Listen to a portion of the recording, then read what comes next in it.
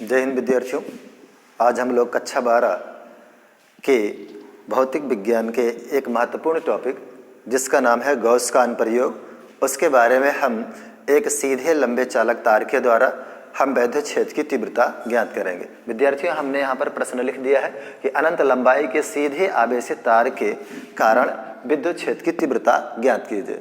विद्यार्थियों, अब इस विद्युत क्षेत्र की तीव्रता ज्ञात करने के लिए हमारे पास एक सीधा आवेशित लंबा चालक तार होना चाहिए, जैसे कि हमने यहाँ पर चित्र में ले रखा है कि ये जो सीधा लंबा आवेशित तार जिसकी लंबाई L है।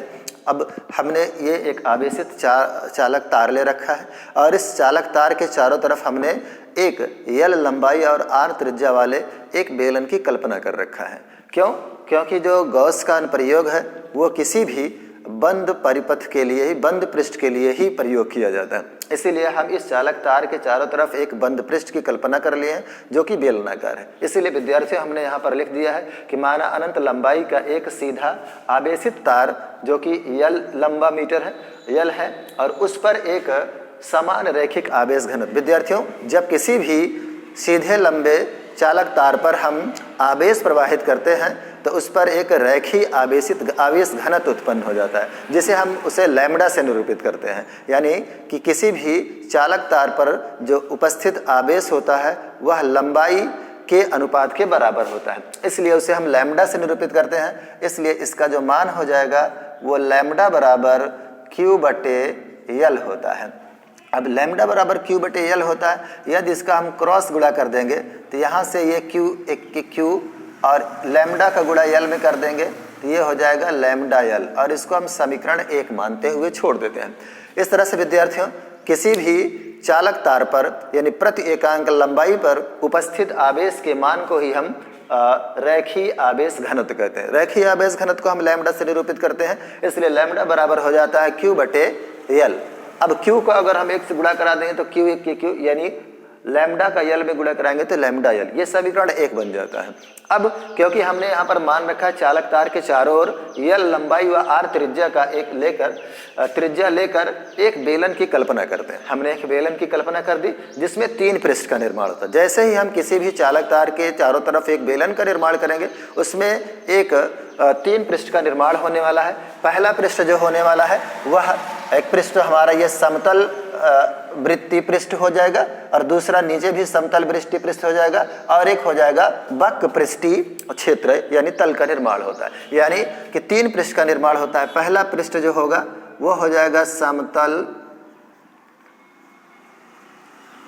वृत्तीय पृष्ठ, जिसे हम S1 कह सकते हैं। यानी ये वाला पृष्ठ जो हो जाएगा वो S1 हो जाएगा। उसी तरह से यदि हम दूसरे की बात करें तो दूसरा हो जाएगा समतल वृत्तीय पृष्ठ, और ये हो जाएगा S2। यानी ये वाला तल जो हो जाएगा वो S2 हो जाएगा। और तीसरा तल जो होगा वो हो जाएगा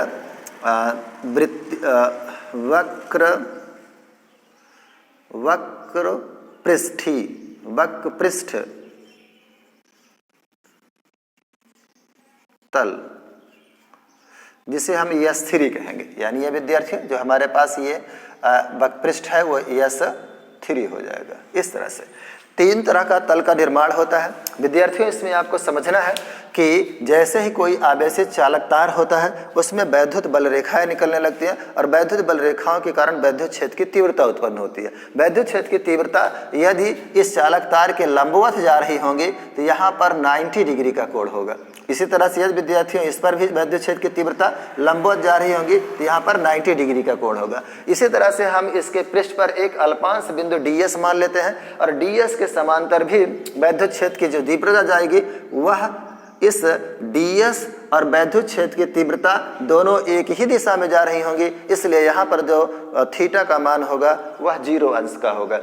इस तरह से हम धीरे धीरे यहाँ से प्रत्येक पृष्ठ पर पाया जाने वाले फ्लक्स की संख्या का हम मान प्राप्त कर लेते हैं। तो पहले हम लिखेंगे कि S1 पृष्ठीय S1 वृत्तीय तल पर, यानी S1 का जो समतल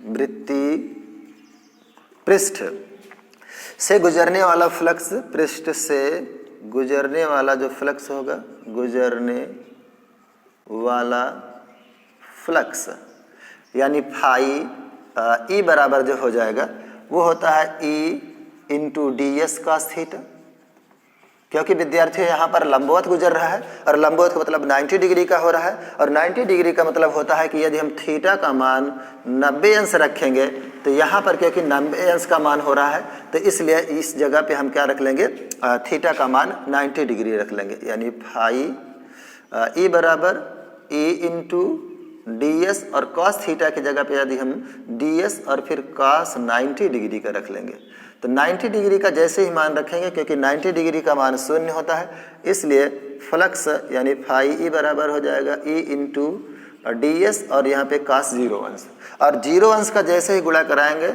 यानी फ्लक्स का मान यहाँ पर शून्य प्राप्त हो जाता है। इस तरह से विद्यार्थियों आपने देखा कि यदि कोई भी तल जो वृत्तीय तल होगा उस पर चालक तार और इस पृष्ठ से निकलने वाली जो वैद्युत बल रेखाएं होंगी वो लंबवत निकल रही हैं और यहाँ पर जो फ्लक्स का मान हो जाएगा वो शून्य हो जाएगा। इसी प्रकार यदि हम S2 की बात करें तो S2 में भी आप देखिएगा कि किस तरह से यहाँ पर हम उसका मान प्राप्त करते हैं। तो यहाँ से S2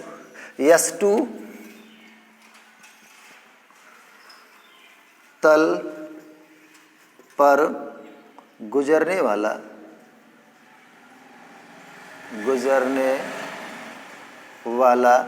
फ्लक्स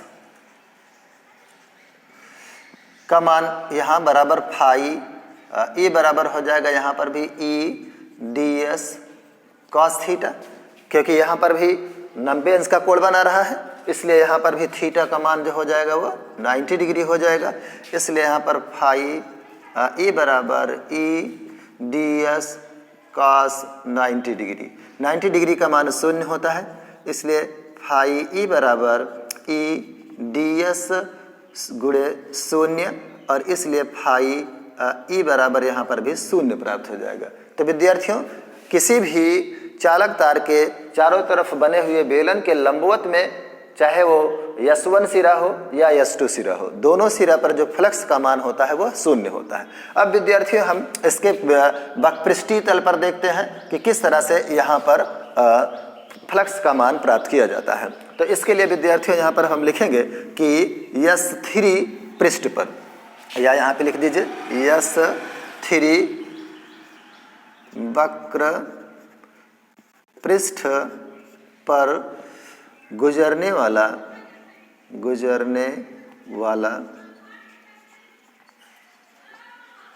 फ्लक्स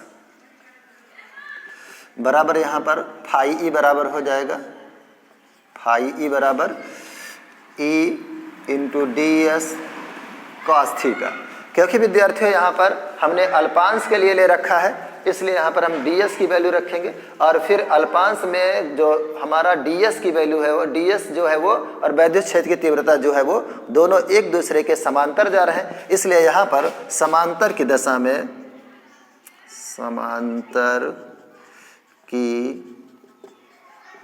में थीटा का मान 0 अंश होगा, इसलिए हम यहाँ पर फाई ई बराबर लिखेंगे ई डी एस और कॉस 0 अंश, कॉस 0 अंश का जो मान होता है वह 1 होता है, इसलिए यहाँ पर फाई ई बराबर हो जाएगा ई डी एस इंटू में 1 और फिर यहाँ से फाई ई बराबर हो जाता है ई डी एस। विद्यार्थियों यहाँ पर डी एस मतलब कि ये अल्पांश के लिए था, यदि हम इसका समाकलन कर देंगे तो संपूर्ण के लिए आ जाएगा, यानी संपूर्ण पृष्ठ पर संपूर्ण पृष्ठ के लिए, संपूर्ण पृष्ठ के लिए जो फ्लक्स होगा वो फाई, यानी इसका हम समाकलन कर देंगे तो ये फाई ई बराबर ये समाकलन हो जाएगा इंटू ई और यहाँ से डी एस की वैल्यू आ जाएगी। डी एस का मतलब फिर समाकलन का मतलब पूरे पे हो जाएगा और पूरा जो है ये बेलन का है तो यहाँ से जो बेलन का मान, बेलन का वक्रपृष्ठीय क्षेत्रफल होता है वो होता है बेलन का वक्रपृष्ठीय क्षेत्रफल। यहाँ से हम इसको यहाँ से निकाल लेते हैं, बेलन का वक्र पृष्ठीय क्षेत्रफल का मान होता है 2 पाई आर एच। एच का मतलब यहाँ पे हम यल ले लेंगे। इस तरह से इसी मान को हम इस डी एस की जगह पे रख देंगे तो हमें यहाँ फाई ई बराबर प्राप्त हो जाएगा ई इंटू 2 पाई आर एल, और इसका गुणा करा देंगे तो फाई ई बराबर हो जाता है ई 2 पाई आर एल। विद्यार्थियों, एक फ्लक्स का मान हमें ये प्राप्त हो गया। दूसरा फ्लक्स का मान हम गॉस प्रमेय के अकॉर्डिंग जानते हैं कि किसी भी बंद पृष्ठ से होकर के गुजरने वाला जो फ्लक्स होता है वह आवेश और 1/ε0 के गुणनफल के बराबर होता है, इसलिए हम उसका भी मान यहाँ पे रख लेते हैं। तो उसके लिए विद्यार्थियों यहाँ पर आप देखिएगा कि हमारे पास एक होता है गॉस के प्रमेय से, गॉस के प्रमेय से हम जानते हैं कि फाई बराबर होता है Q/ε0। अब इस फाई का मान और इस फाई का मान, दोनों फाई का मान यदि बराबर है तो इसको हम दोनों को बराबर कर देते हैं, इसलिए लिख लेंगे Q बराबर ε0 और फिर यहाँ पर E 2 पाई आर एल। विद्यार्थियों, ये क्या है? वैद्युत क्षेत्र की तीव्रता है। अब इसका यदि हम क्रॉस गुणा करेंगे तो यहाँ से इसका गुणा हो जाएगा, तो इसका गुणा इसके साथ में कराएंगे तो E 2 पाई आर एल ε0 और ये Q का गुणा Q में, क्योंकि हमें वैद्युत क्षेत्र की तीव्रता प्राप्त करनी है इसलिए हम इसको उधर पक्षांतर कर देंगे तो E बराबर हमारे पास आ जाएगा Q और फिर 2 पाई आर एल ε0। विद्यार्थियों, क्योंकि हमने पहले ही बता दिया है कि रैखिक आवेशित घनत्व का जो मान होता है वो लैम्डा होता है और लैम्डा बराबर होता है Q/L। यदि इसका हम क्रॉस गुणा करें तो L बराबर हो जाता है लैम्डा Q। इसको हम समीकरण 1 मान चुके थे और इसी समीकरण 1 को ला करके हम यहाँ पे रख लेते हैं, यानी समीकरण 2 इसको मान लें तो हम लिखेंगे समीकरण 1 का मान समीकरण 2 में रखने पर, तो समीकरण 2 में रखेंगे तो इसमें लाइएगा तो किसका मान रखेंगे हम? Q इंटू, थोड़ा सा यहाँ पे मिस्टेक हुआ है, इसको अगर यदि हम गुणा करें तो Q बराबर यहाँ पर हो जाएगा लैम्डा L, यानी Q का मान ये Q है और इसी Q पे मान पे हम लैम्डा L ला करके रख देंगे तो ये हो जाएगा E बराबर यहाँ पर लैम्डा L और फिर हो जाएगा 2 पाई आर एल ε0, क्योंकि यहाँ पर इस L से इस L का मान कट जाएगा, इसलिए हमारे पास जो वैद्युत क्षेत्र की तीव्रता होगी वो प्राप्त हो जाएगा λ/2 पाई आर ε0। विद्यार्थियों, यही होता है किसी भी लंबे चालक तार के द्वारा बंद पृष्ठ पर गॉस के अनुप्रयोग के द्वारा वैद्युत क्षेत्र की तीव्रता ज्ञात करना, यही हमारा फार्मूला प्राप्त हो जाता है। विद्यार्थियों, जय हिंद।